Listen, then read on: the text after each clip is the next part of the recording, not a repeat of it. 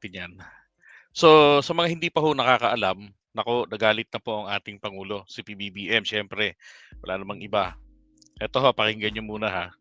Eh, Nag-react na si PBBM eh. Ang mga pahayag na narinig natin itong mga nakarang araw.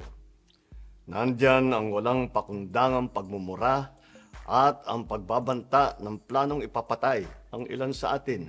Kung ganun na lang kadali ang pagplano sa pagpatay ng isang presidente, paano pa kaya ang mga pangkaraniwan na mamamayan? Yung Tama. ganyang kriminal na pagtatangka ay hindi dapat pinapalampas. Yan ay aking papalagan. As Yun. a democratic country, we need to Yun ang gusto ko ron. Ang lutong ng pagkakasabi ng Pangulo natin. No? Papalag ako. No? Yan ay aking papalagan. Di ba? Tama naman eh. Kasi hindi naman, alam nyo, sa totoo lang natutuwa po ako ha. Kasi kanina, di ba, kinontent natin yan.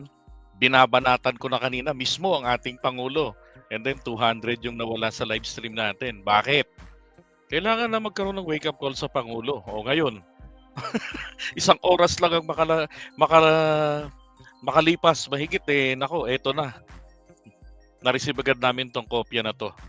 May ganyan ng statement ang ating Pangulo. O di, ang saya, di ba? Nakikinig, sabi ko sa inyo eh. Nakikinig ang ating Pangulo. Kung ano yung sentimiento ng mga mamamayan, ano yung mga nakikita nilang mga comments. Tama naman kasi yun eh. Kailangan ng Pangulo mag-react. Kailangan niyang, pati yung akusasyon ni Katunyeng na sinasabi niya na talamak ang korupsyon ngayon sa administrasyon. Ako po ay naniniwala doon. Katunayan, ito na nga lang tirma yung flood control. 'Di ba? Ilang flood control ang nakikita natin sa SOCMED, nabubuwal bagong gawa, walang bakal. Oh, minimekos-mekos. Kinakailangan talaga maging matatag na, maging matapag na ang Pangulo.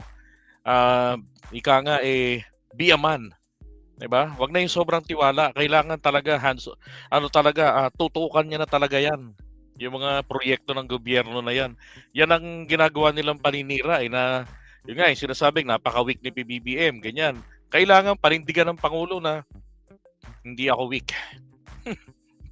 'Di ba? Kailangan ng kamay na bakal, iparamdam. Tingnan mo, kaya lumaki ang ulo ng OVP dahil diyan. Mula't simula kasi pinagtatanggol ng Pangulo. 'Di ba? Mula't simula hindi niya kinakastigo. Pilit pa nilang gina-justify. Ito pa mga ibang mga supporters, ganun din. Oh. Tingnan nyo nga yung ginawa sa Pangulo. Grabing bastusin. Buong mundo nagre-react sa kabastusan ni Sara sa kanya. Tama ho ngayon ang aksyon ng ating Pangulo. Di ba? Isa pang magandang i-address dito ni PBBM na diretsahan at kailangan may ulong gumulong. No? Ulong gumulong. May mga makulong talaga. Diba? May mga makasuhan. Yan yung issue ng corruption. Kung ano yung issue binabato sa kanyang administrasyon, sa kanyang mga tauhan, i-address niya lahat 'yan. 'Yun ang pinakamaganda, 'di ba? O tuloy natin 'to. Hold the rule of law. Ako bilang pinuno ng Executive Department at lahat ng mga nanunungkulan sa pamahalaan ay may sinumpaang tungkulin na tutupdin at pangangalagaan ang konstitusyon at ang ating mga batas. Kaya hindi tama ang pagpigil sa mga halal ng bayan sa paghahanap ng katotohanan. Hindi na sanang hahantong sa ganitong drama kung sasagutin lamang ang mga lehitimong katanungan sa Senado at sa House of Representatives. Ang katotohanan ay hindi dapat itokhang. Tapos na sana ang usapang ito kung tutuparin lamang ang sinumpaang panata na bilang lingkod bayan ay magsabi ng totoo at hindi hahadlangan. Imbis na diretsahang sagot, nililihis pa sa kwentong chicheria. Hangad ko na matuldukan na itong mga pangyayaring ito sa parang matiwasay at magdadala sa atin sa katotohanan. 12 taon din ako nanungkulan sa magkaparehong kamara ng Kongreso. Batid ko ang kapangyarihan iginawad sa kanila ng taong bayan at ng ating konstitusyon. Dahil dito, iginagalang ko ang kanilang gawain bilang isang independenteng sangay ng ating republika. Kahit ang buong executive branch, lahat ng mga ahensya ay hindi nakakaligtas at parating sumasailalim sa kanilang masusing pagsusuri. Bilang isang bansa, Marami tayong mga paghamon na dapat harapin at mga suliraning dapat bigyan ng lunas. Sa kabila ng mga pambabatikos, nakatuon ang aking pansin sa pamamahala. Ngunit, hindi natin ikokompromiso ang rule of law. Kailangan manaig ang batas sa anumang sitwasyon, sino man ang tamaan. Kaya hindi ko hahayaan magtagumpay ang hangarin ng iba na hatakin ang buong bansa sa burak ng politika. Igalang natin ang proseso. Tuparin natin ang batas. Alalahanin natin ang mandato na pinagkatiwala sa atin ng milyon-milyon na Pilipino. Magtrabaho po tayo sa ikauunlad ng Republika ng Pilipinas at para matamo ang bagong Pilipinas. Alright, yun ang tama, di ba? So, kaya lang dapat hindi kwentong chichirya, Mr. PBBM eh. Dapat kwentong piatos. Well, titignan natin yung anghang ng aksyon na gagawin dito ng ating Pangulo. And to tell you frankly, I want to show you this.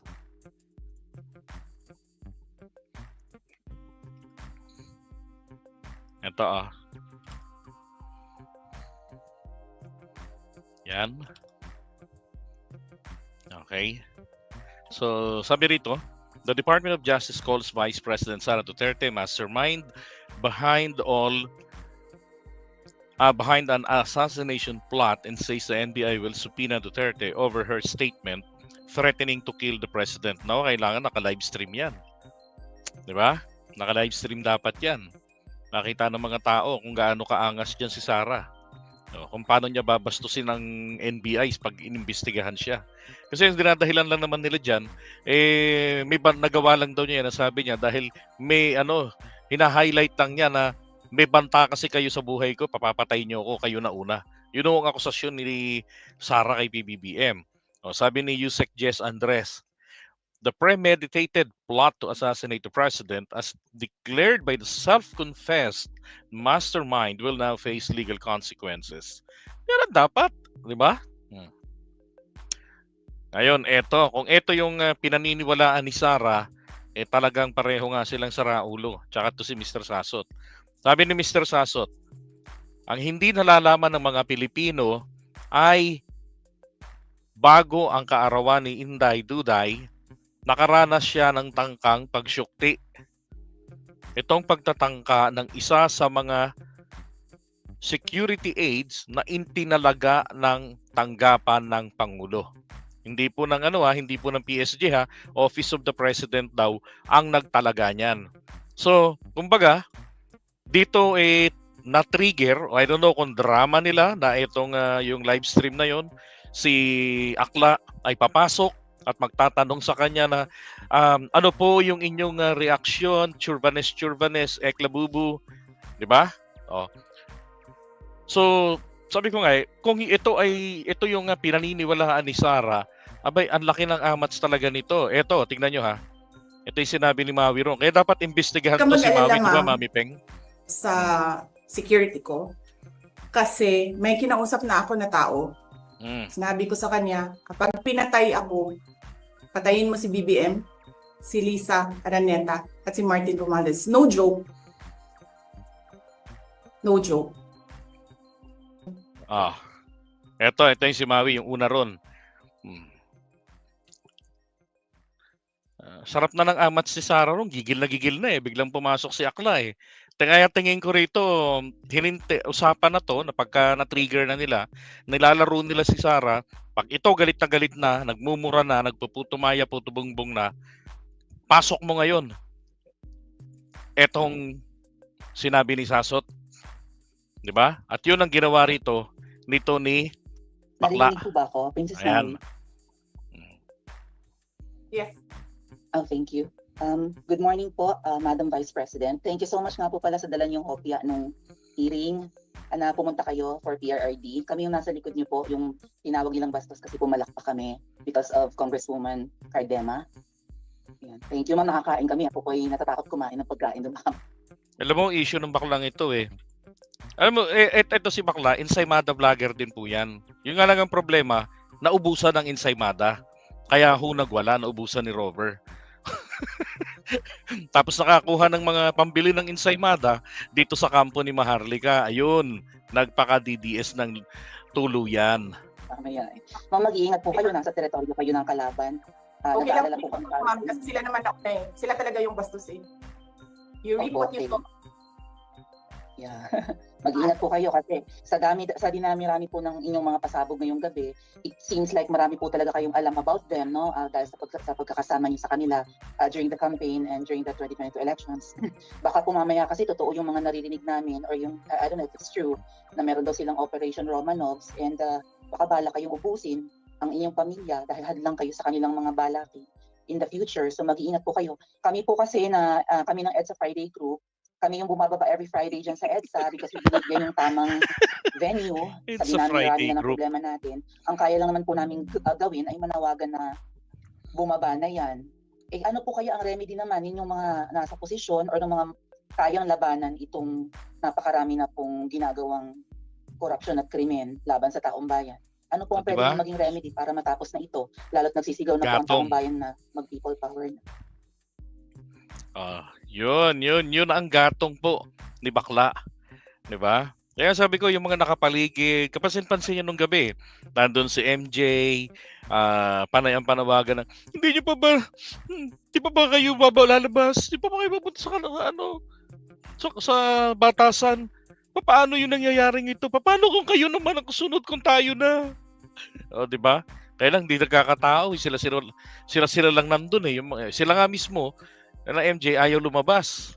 Ayaw pumunta ron. Malindugoy, at saka etong Snake Skin, yung dermatologist, Badoy. Oh.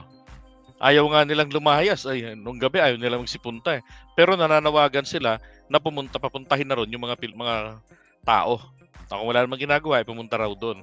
Sus Mariosep. So nakaplat po ang lahat ng ito para masundan ng isang kaguluhan. At dahil hindi po umubra yun, plano nila nung gabi na makahatak ng mga tao, din po kinabukasan tuloy-tuloy sana. Ngayon, hindi pa rin umubra. Pagdating dun sa Veterans Memorial Hospital or VMMC, Medical Center dati kasi yun eh. Pagdating dun, ayun, nagrally po sila. Alam nyo ba nung isang gabi, sabi nang nakausap kong taga ron, mga nasa 250-300 sila katao. Mas marami raw yun. Pero yung kagabi, nako, wala po, mga nasa 200 lang sila. Ganun po, pakonti na naman sila ng pakonti. Pumunta nga kami ron, si Cathy Binag na nagsasalita. Tapos sumunod yung anak ni Marcoleta. Etong anak ni Marcoleta, kung ano ho yung behavior ni Marcoleta dyan kanina, yan ho yung narinig namin exactly doon sa mga sinabi niya kagabi. Na humanda sila sa tatay ko. Ayun, humanda talaga. Kita nyo, ang aga-aga ng gulo sa hearing. Kung ano-ano ang banat. Wala pa, abangan pa ninyo yung gagawin pa dyan mamaya. Marami pa yan. May gagawin pang eksena dyan. Etong si Cardema, magbabasa pa yan. Mukhang nagme-memorya pa kanina eh. Tingnan natin yung kanyang script. Okay? Pero ganon, may press ko na naman si Puset. So bagay, pwede siya mag-press con doon sa ibaba, sa first floor. Okay? So buyers po muna at kita-kits tayo ulit kasi alas 3 magsasalita si Speaker Martin. Okay? So thank you so much sa inyo. Walang anuman po. Maraming salamat, Jose Maife. Yan. Right, buyers.